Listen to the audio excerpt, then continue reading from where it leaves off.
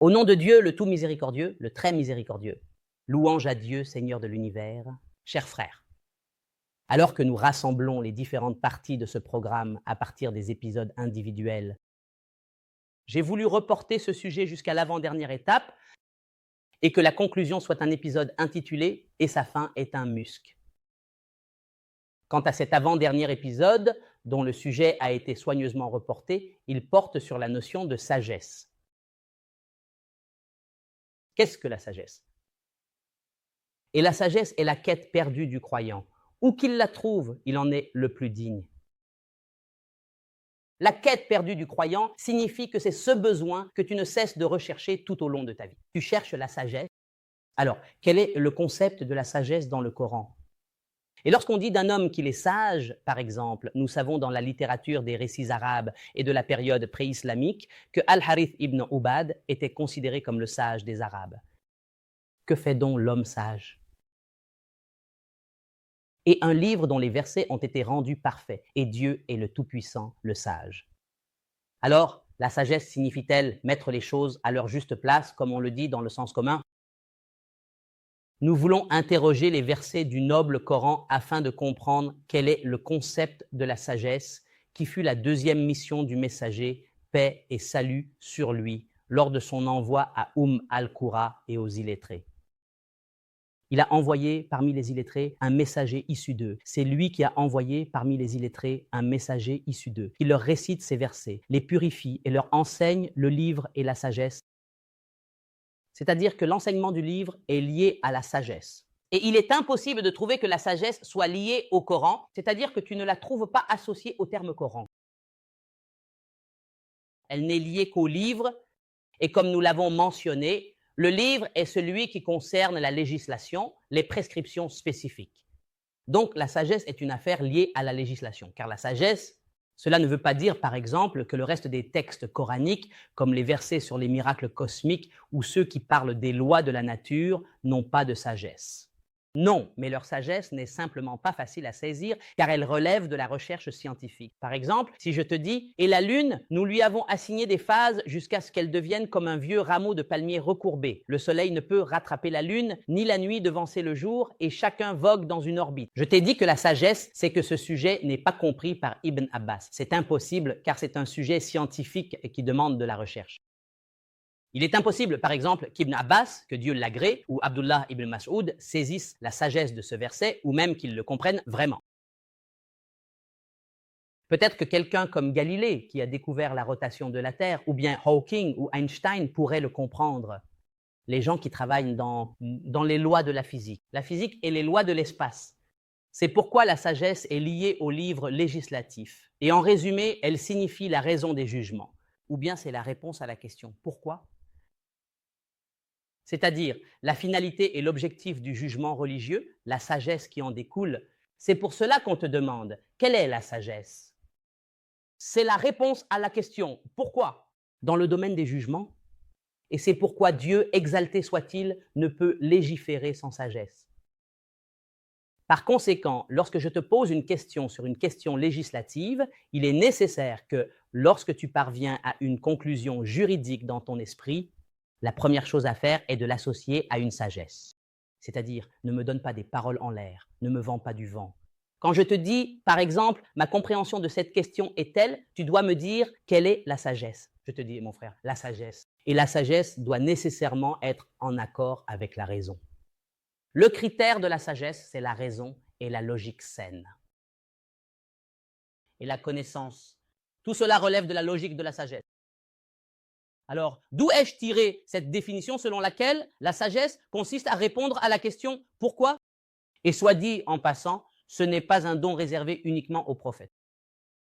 C'est un don que Dieu, exalté soit-il, accorde à qui il veut parmi ses serviteurs. C'est pourquoi tu peux la rechercher.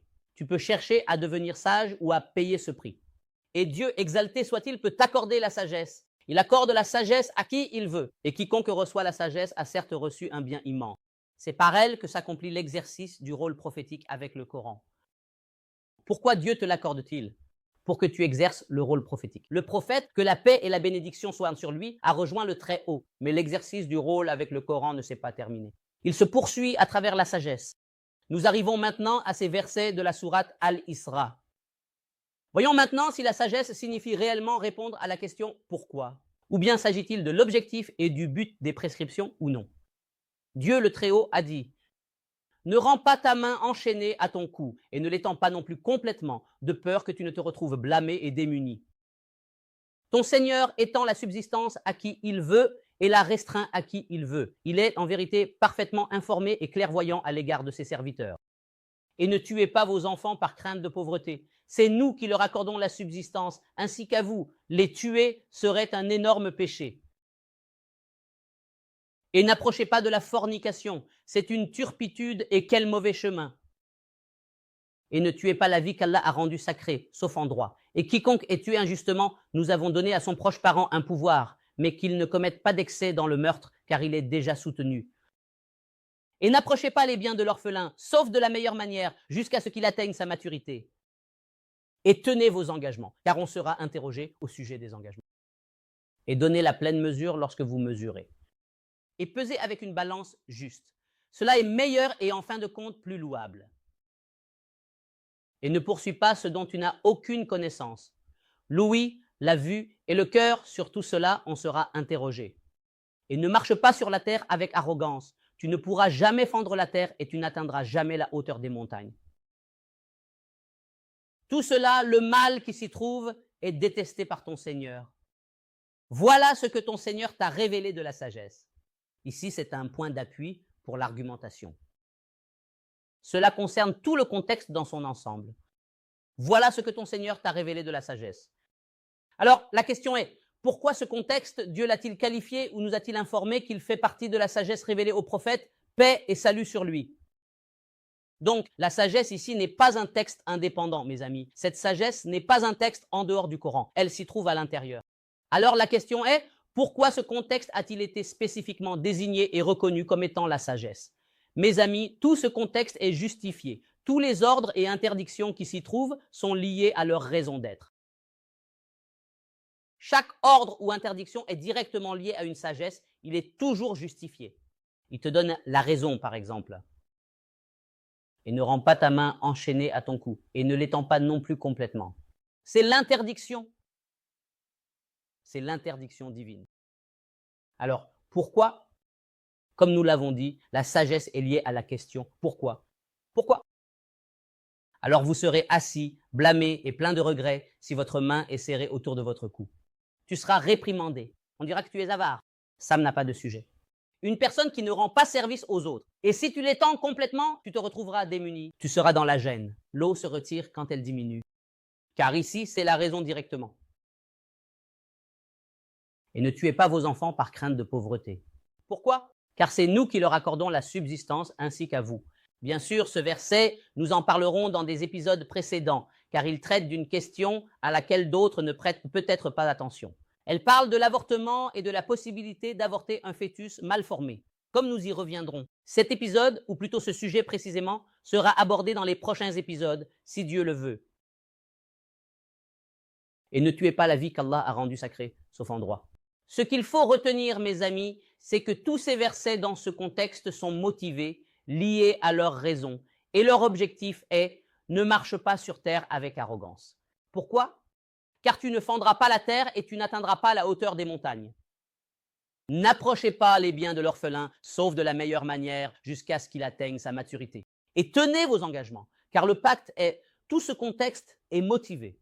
C'est pourquoi, à la fin, qu'a dit notre Seigneur? Il a dit « Voilà ce que ton Seigneur t'a révélé de la sagesse ». Donc, mes amis, voici le concept de la sagesse.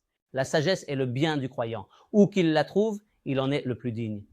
C'est le thermomètre et le critère qui te permettent d'évaluer les résultats que tu obtiens à travers ta réflexion sur le Coran. Autrement dit, ne laisse jamais le critère et l'indicateur de la sagesse t'échapper. Ne laisse pas le thermomètre te sembler difficile à utiliser. Chaque fois que tu arrives à une conclusion, applique ce thermomètre et ce critère. Y a-t-il de la sagesse ou non? Mes chers amis, jusqu'à ce que je vous retrouve dans le prochain épisode, je vous laisse sous la protection et la garde de Dieu. Que la paix, la miséricorde et les bénédictions de Dieu soient sur vous.